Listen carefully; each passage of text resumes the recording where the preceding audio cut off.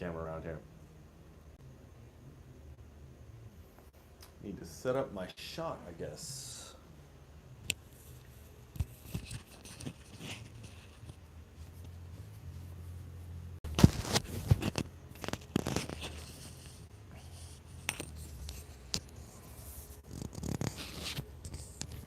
Okay.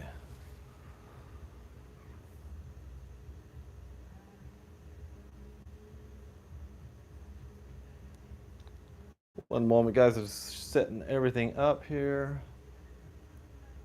All right. Hey, everyone. How's it going? I'll be out in front of the camera in just a second. I'll go over everything that we're going to go over with the Yak 11 from H-King in just a moment. I'm just going to get things set up here. Just kind of getting my camera position right. You can't tell your camera position before you actually get your camera position set up because they don't allow you to do like a preview of like what your camera is going to look like there. So, okay, so looks like I've got the airplane wall here. Looks like I'm in pretty good condition there. I'm going to sit on that bench. So, all right, see. Let me just throw my mic pack in my pocket here. And if you guys are watching, if you could just let me know if you can hear me okay. Make sure the audio is good. Now, if you have any questions as we go along, guys, go ahead and put them in the running commentary, and I will get to those in just a second, okay? All right, so I've got my little cord that keeps me connected to the camera there.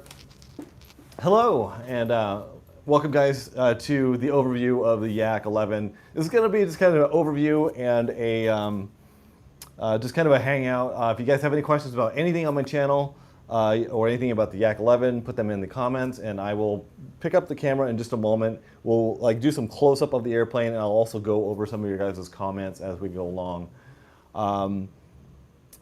I got done watching Stuart Warren's video on the H-King Yak 11. He is an employee of Hobby King, but he also has his own channel where he reviews things, and he can see things from the manufacturer's side of airplanes and manufacturing and just what all goes into making an airplane like this. Now, guys, I do have my list of things that I want to bring up during this video, so I will refer back to that as we go. What was I just thinking about? Oh, yes. So I've had experiences with H-King twice now, this airplane and also the Reno Racer, the P-51 Mustang that just came out a couple of months ago, and I can tell you guys I've had a lot of fun with that airplane. Not only is it really fast and accurate when it flies, I made it even faster by getting the Pro Motor.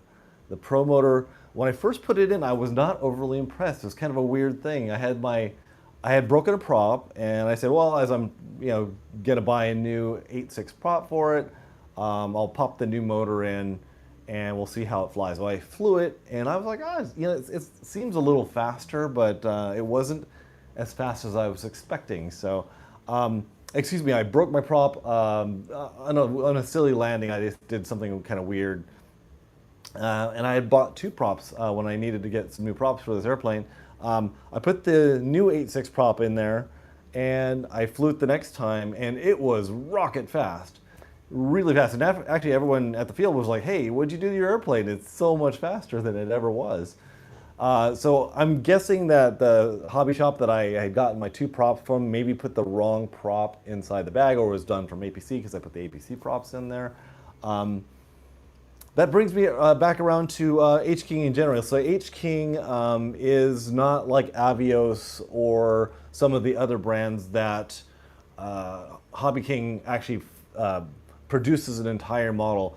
These models, like this model was originally made by Taft.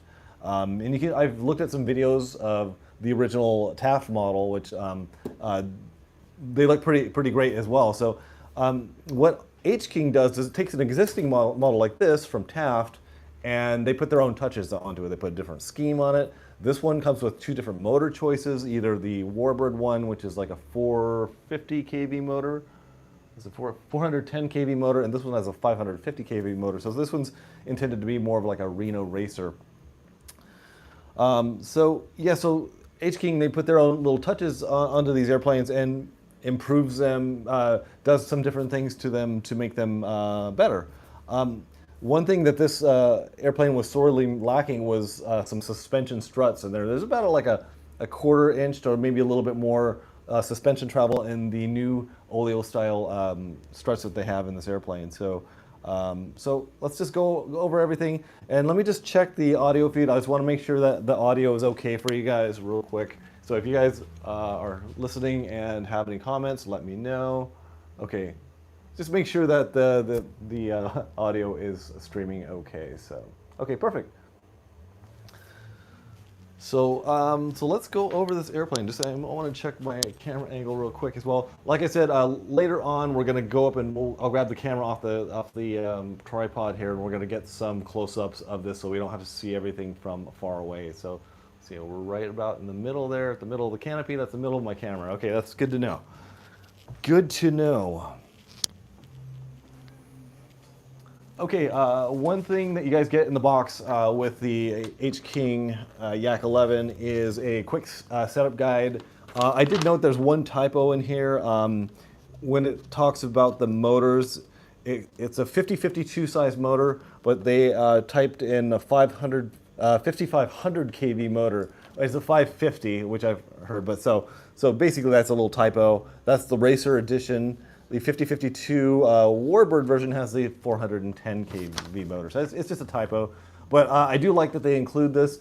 I assembled this entire airplane without even looking at the instructions. The only thing I needed to refer to the online instructions, which is under the products tab on Hobby King, you can just go into files and instructions, was the tail wheel. The tail wheel has an angle to it, and I just needed to know which side went forward. So, like I said, didn't have to refer to the manual, anything like that.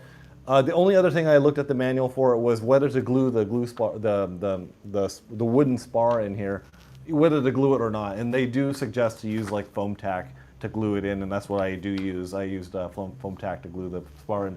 Now the spar is this very long, large piece of wood. It's triple layer, so it's 3 layers bonded together, so it's very, very tight, very strong and stiff. It has a dihedral to it. Obviously, you want the dihedral to go along with the wings. I put glue on all surfaces, glued one side in first. And what I do with these things is you can actually put the spar in too far if you're not careful. I made a center mark on the spar to make sure that I put the spar to the exact spot that I needed to. So I glued one side, waited about 30 minutes, and glued the other side in. I also glued the 2 halves of the wings together so that it would give it some added stiffness. Now, as I glued everything together, the second sector, there is it almost looks like a staple where you put the 2 bolts in the front and 2 bolts in the back. So I put everything together as it was drying so that the airframe actually helped keep the wings together in the proper alignment, which is a great way of doing it. Okay, so overall, guys, I'm very impressed by this model. It's nice to see some different hardware inside King or Hobby King sponsored products. I can tell you the 19-gram servos are very strong, and they are metal geared as well. One thing that this model does not have is constant servo whine or buzzing from the servos. That's sometimes how you can judge a good high quality servo, is that there's no buzzing going on. So basically there's no forces. Even if I pull on the ailerons, you don't hear the servos whine. They're very, very strong, very powerful. So they're high torque servo. I don't know if they're high torque servos or not. Let's see here. What are they? Servos, they're 6x12 or 6x19 gram high-powered digital metal geared servos. So it's a good thing I had this. One of the other things I noticed in some of the videos of the TAF version of this model, right away, as I noticed a very touchy elevator on all the models, not all the videos I saw, but I like to do my research. I go through and I see, what does this model fly like before I get to fly it. So one thing I noticed is a very pitchy tail. So I used my Motion RC aileron deflection unit. So this basically goes on to your wing, and it has a little measurement scale here. What's really cool about this scale is it has millimeters on one side and it has inches on the other side. Of course, we always measure things by millimeters when it comes to airplane elevator, rudder, and aileron deflection. So I could get quite a bit of elevator deflection with this airplane, but it states that we only need for the rear at a high rate it is 20 millimeters. I think I had actually like 35 millimeters at my maximum point. So I always set up my airplanes with high, medium, and low rates. So I put my high rate at 25 millimeters for the tail, the elevator. Medium at like 20 millimeters, so I could always go a little bit lower than that. So, and then 15 millimeters for low rate. So yeah, really, really cool. So let's take a look here. The battery recommended for this is a 5,000 milliamp battery pack. I'm going to use a 6,000 because most of the guys that have used the 5,000 said that they had to shove it all the way forward and they had to add weight to the nose. So I'd rather just take up that with weight of battery rather than putting dead weight inside of your airplane. And this battery bay is cavernous. I mean, even though you have to put the battery pretty far up here, I could stick my entire forearm inside the bay of this airplane. Let's just move this forward here. And just to let you guys know, this might look really shiny. It's because the paint is shiny from the factory, but I also put my Minwax on there like I normally do. So if you guys can see here, I haven't cleaned up my wiring quite yet, but I can get my entire hand and forearm all the way to my elbow, and I have long arms too, so inside the fuselage there. Now there is there's a quick difference between this one and the Reno Racer. One being the motor, as I've mentioned before, guys, but also the canopy is different for the Reno Racer because it is a faster airplane. The Reno Racer has a cut in this back section, and this back section actually stays in place. And they ran into a problem with that because at 120 plus miles an hour, which this thing is definitely going to go, it would catch air inside the canopy and blow the canopy off. So, and I've seen a picture online also of a guy flying, and his canopy was right out of this level in the screenshot. So, this one's different. It's got a little hook here, and it hooks right underneath this back shelf. It should be quite secure. Now, the thing that making the canopy like this does is it allows you to not use one of the scale features, which is an antenna that sticks out through this little hole that's right here. This canopy, when you take this off, you unclick it, then you have to slide it forward. So if the antenna is stuck into the foam there, which is right here, you're going to have to slide this forward. It's not going to fit. So you could very easily make like a little shelf here and make the antenna stick out there if you're really into the scale details. But it's not a big deal to me at all. I'm just not going to run the antenna. Okay, so let me just do a quick check on the live feed. I just want to make sure I didn't cut out or anything. And yes, we're looking pretty good there. Sorry about the shake there, guys. Let's see here. Audio and video is good. Thanks, Mark. Magnus Flug, thank you. Crash Test Dummy RC, I really like this plane. Good to see an old school kind of racer. Yeah, definitely. Okay, and so what I'm going to do, guys, I'm going to go ahead and plug in a battery and get things set so you guys can kind of see it. Now one thing that I wanted to mention is that Stuart Warren, he sent me a message and said, make sure that you balance your prop and your spinner with this airplane, which I did. The prop was actually fairly well balanced. And I also did some dynamic balancing afterwards. So I balanced the prop by itself and then the spinner by itself with my Dubro prop balancer. One thing you have to do with this airplane is because they spec a different size prop for the faster Reno Racer, the spinner doesn't actually fit. So you actually have to do a little bit of carving on the trailing edge and the leading edge of where the prop hits the spinner. Otherwise, the spinner does not fit on. So it was a little bit of a bummer, but it is what it is. You know, if you're buying an airplane like this, we're modelers. We know how to do that type of stuff.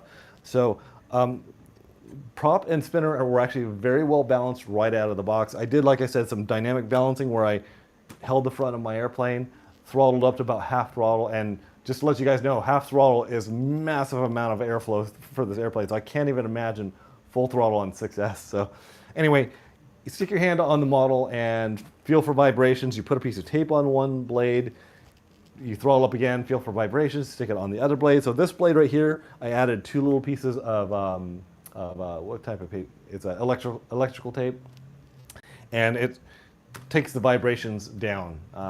What you can do is once you stick the tape on one portion of the blade here, you start to feel some improvement. You can actually move the tape now outwards or then inwards to feel how that's affecting the vibration in the front. So I've got this thing really, really smooth, so I can't really wait to fly this thing. So let's go ahead and put a battery in. I can show you guys up close the retracts, the improvement in the retracts and whatnot. So let's just go ahead and take off the canopy here. I'm gonna turn on my radio. And I just have what's called my lab battery here, which is just the one I use for sometimes taxiing my airplanes out to the field, or just doing bench work. It's kind of an older battery that doesn't. It kind of has a high IR rating, so I basically don't use it for flying anymore.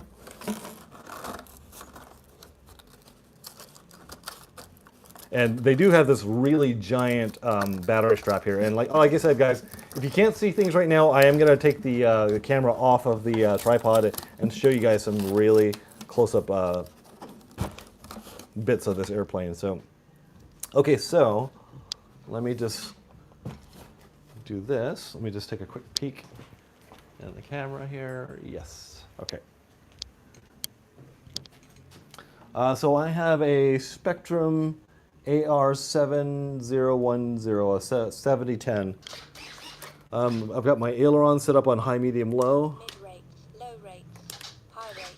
And then also my elevator. Mid-rate, low rate, mid-rate, high rate. On. And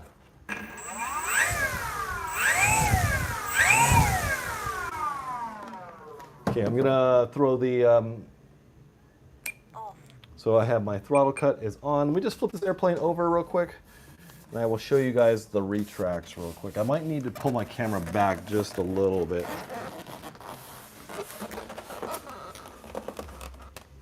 Really nice sized airplane, and also, by the way, guys, it has the magnetic pitot tube, which is really cool.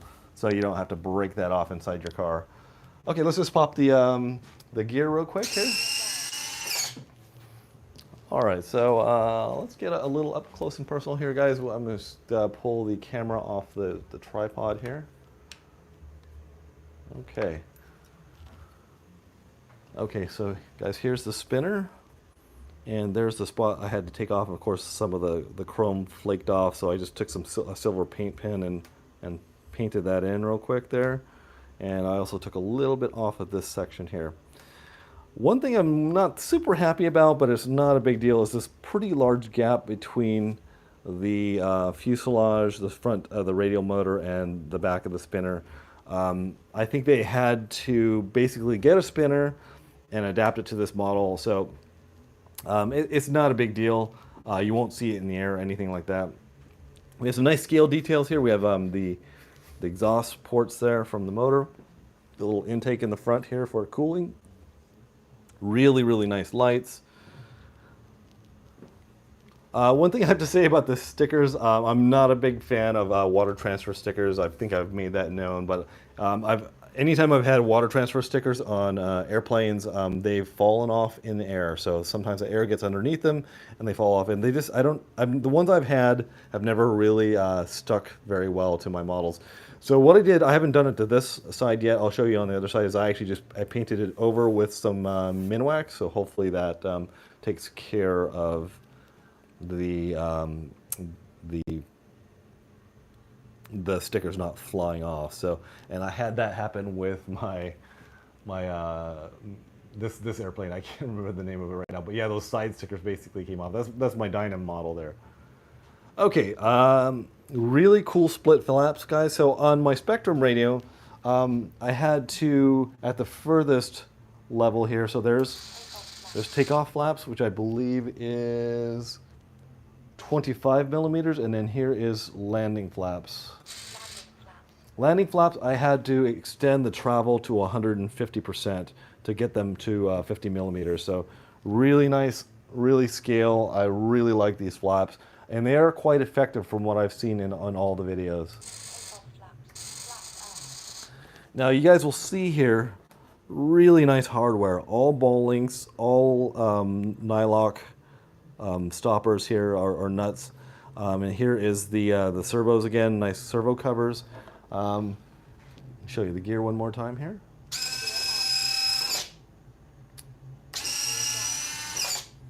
Okay, so we have some fairly big foam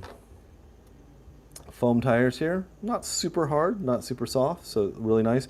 But this is the thing that you want to behold right here. This is the oleo struts here. Super nice machining here. They did a really good job. And that's the amount of travel you get with the suspension here. Let me see if I can't push this with my hand and holding the camera and everything. I'm not sure if I'm going to be able to do it. Let me see here. Anyway, that's where the suspension comes from right there. Really well done. Nice units here. They seem very strong, so really cool there. Let's go to the back here. Now, when you put this tail section on here, guys, it's really nice. It kind of fits so well that it kind of snaps into place. Once again, ball links back here for your elevator. Nicely hinged as well. These are plastic hinges that are inserted into the foam and glued. So you want to check all those hinges just to make sure everything's good. Here's the tail wheel section here. Really well built again. Nice little end cap here. This is a solid plastic here that gets mated to the foam. So this is gonna be nice and robust here. So these are the little capture guys that I was telling you guys before when I glued the halves together and everything. There's the one that has the pointy arrow that goes. This is the forward one, and this has got the rounded hump one. So they designate each one that is different. Another thing that I really like is that it has some real cooling vents on the side of the fuselage here. So that is back from the front of the airplane. So nice cooling that you're going to have coming through to cool anything that's in the inside. And let me go ahead and show you guys the battery bay one more time. So let me just get the guy going here. Flip the plane upside down.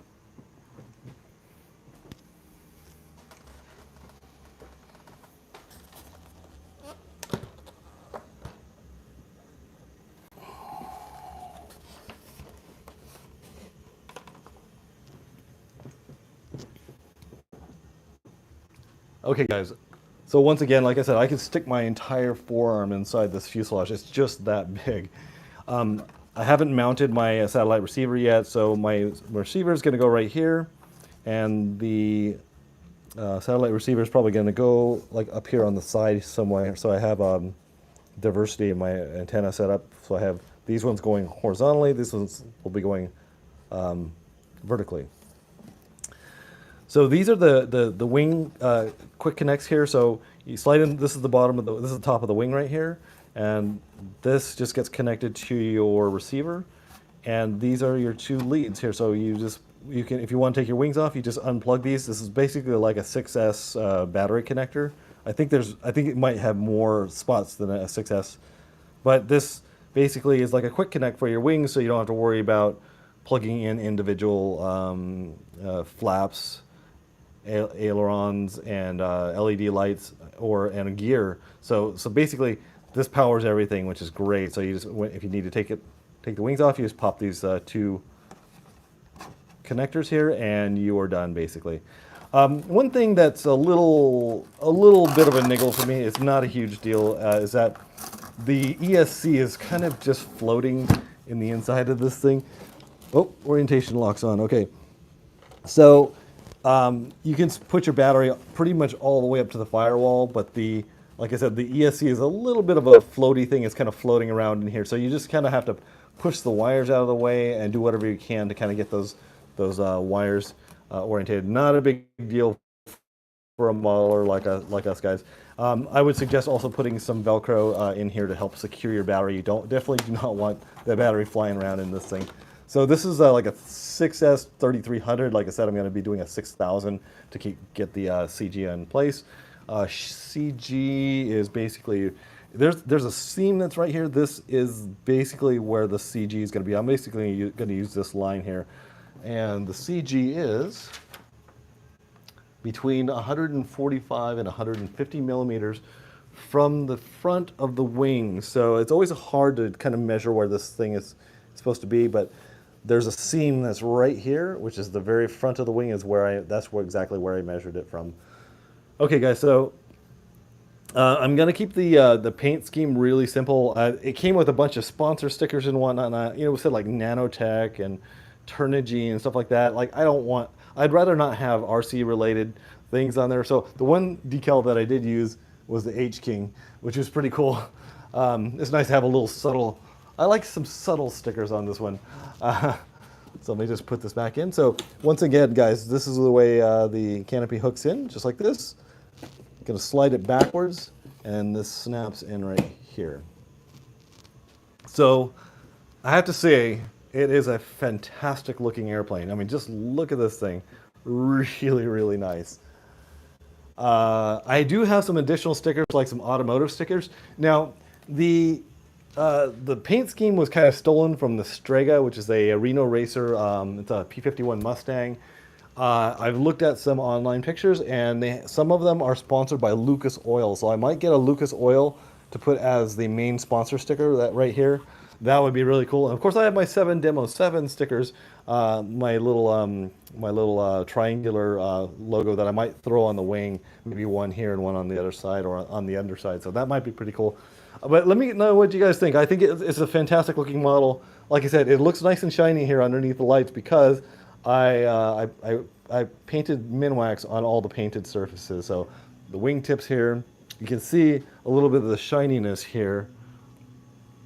Because I painted the water transfer decals over with that just to help them stay on. Just to all my experiences so far with water transfer has not been fun. So, and you guys can see the H King 550 kV motor in there. It's a huge, huge motor, but it looks like it's going to have fantastic cooling. Like I could see all the way into the battery bay there. So I think it's a really well-made cowl. It's because a lot of cowls, they won't actually cut out these sections here. Has a nice functional cowl, which is really cool. There we got the wing light and the pitot tube. Let me go ahead and cycle the landing gear one more time for you guys. And then after that, we can just go over anything you guys want to talk about. And if you guys have any questions about the airplane, here we go. Nicely made, nice covers for the landing gear as well.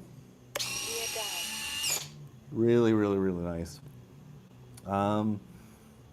Okay, yeah, so this prop is actually a smaller prop than the Warbird version. The Warbird version has a larger 17-inch prop. It's like a 1710. This is a 16, I can tell you right now. Hang on just a second. Here's the plane wall, if you guys haven't seen it in a while. I've got the Bayhawk ready to go pretty soon. All right, let me see here. So let's take a look here. The propellers. So the Racer has a 16x8 and the Warbird has a 17x10. Now, one of the reasons I'm really excited to fly this airplane is it's been like clocked over 120 miles an hour, but the prop is supposed to have a wicked sound when you're flying by. It basically has almost like a real sound to it as it's flying by. So really neat stuff. Okay, anything else I want to mention? Here's my cheat sheet. Yeah, so this was really offered by Taft. It's the Yak 11, excuse me. Good servos, battery, motion RC, aileron, deflection, water transfer stickers that I don't like, retracts, quality hardware, borrowed links, spinner mods, and prop balancer. Yep, I think I hit it all. So, all right, guys, hang on just a second. Tell you what I'm gonna do.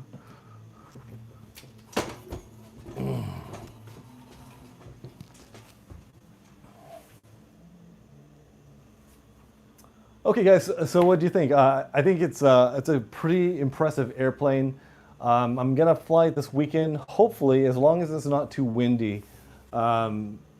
It's every airplane that every time I've seen a video about this airplane, it really flies really well, and I'm excited to try to land this thing too. So, all right. So, all right. The only other airplanes I've gotten from Hobby King lately is the Skipper, which became in stock recently. So I always told myself if they ever come back into stock that I would go ahead and get one. And unfortunately I missed the last float fly that we did out with our club. So every time there's been a float fly that's been planned, there's something happening. Like I've got to work that day, or wife is sick, all these kind of things. So if you guys don't know what this is, it is the Hobby King Flycat that I got from my buddy. So my Flycat had an unfortunate demise. I was I was doing a power, I was coming down out of a dive, and I think what happened, I originally thought that it lost signal because I was pulling up and it wasn't pulling up. I think the force of that G-out dive that I did broke off the stabilizer. And I've heard a couple of people say that the stabilizer here, because you kind of just glue it in, it just can't handle the force and it just breaks off if you force it too much. So knowing that, what I'm going to do is I'm going to throw a couple of carbon rods through there so make sure it really stays in. I didn't paint this one. It's a fantastic paint job. My buddy, oh my God, I'm blanking on his name right now. George. My buddy George painted this one. He actually put retracts on this one as well. So I'm not quite sure if I'm going to keep the retracts on there, but I might just leave them in and still belly land the thing. As you guys know, and I haven't done any reviews on it yet, I've been flying the 70mm Viper and also the 90mm Viper. Now, unfortunately, the 90mm, it flies fantastic, but I actually flew it into a fence by accident. I thought I was actually past the fence. And I think due to the size of the 90mm Viper, I had a perception thing going on where there was a little high part of a fence. We have kind of the low fence where we come in for a landing. And there was the high section. Like I said, I thought I was already in front of it. And all of a sudden, the 90mm Viper just stopped in midair. I was like, what? And it just fell to the ground. The whole nose of it broke off. Now, they don't actually have the fuselages in stock at Horizon. So I have it on waiting order, but as soon as they come in, I'm probably going to get another new nose fuselage for that. But I did repair what was there because just the front end came off, and I glued everything back together. I've been flying it. Still a fantastic flyer. So yeah, really, really cool. Nothing else about this airplane. I'm super stoked to fly something that's kind of a little bit more sporty because I've been really enjoying the H King Galloping Ghost. But yeah, other than that, guys, thanks for joining me this morning. And it was just kind of an impromptu thing. I just came into work. I'm like, I'm just gonna do a quick live stream just to get out some information about this airplane because I think it's really, really cool. I will later on today, I'll put the Hobby King link that if you do happen to buy this airplane, you can click on it. Even if you don't click on it, if you just click a thumbs up on this video, it would be appreciated. And I really, it will help my channel. So that is it for today. Do I have anything else on the bench there? No, my bench is extremely messy right now. Anytime I get a build going, I get a really, really bad looking bench there. Let's see, where'd my 3D printer go? It's on the other side because everything's backwards here. So 3D printers in the corner there. My FX61, excuse me. And yep, that is basically it. So anyway, guys, thanks everyone for joining, and I will talk to you guys on the next one. I should have a maiden video of this up probably after Sunday. It is the 21st of January 2022. But thanks for Stuart for some of the helpful tips that he shared with me on this model. and I will let you guys know how it goes. I'll see you guys later. Bye.